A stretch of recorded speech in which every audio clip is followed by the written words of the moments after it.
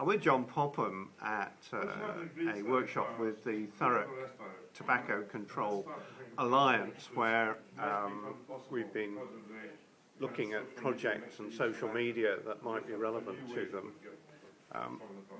John, you've been discussing with some of the groups some of the social media that they might use. What are the kind of issues that are coming out, partly in terms of who is using Facebook and other media, but what this means for council officers and how they can get involved?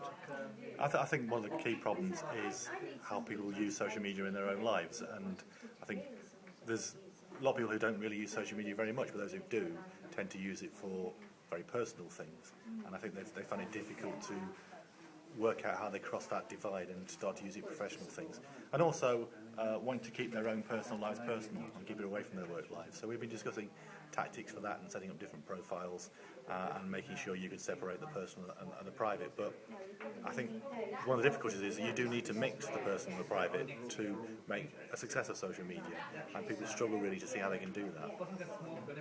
Are we hearing about some difficulties of people actually accessing social media from their workplaces?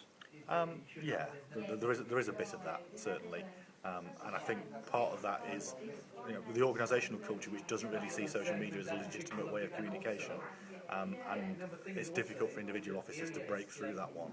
But we're trying to give them the tools and the arguments to do that. But it's going to be a very much a long-term thing. And you're going to be available to do some follow-through support on a one-to-one basis or with groups? Yeah, definitely. I mean, part of this is working with people and helping them through a journey, because it is quite a long and difficult journey for some people to make, and they need someone by their side to guide them.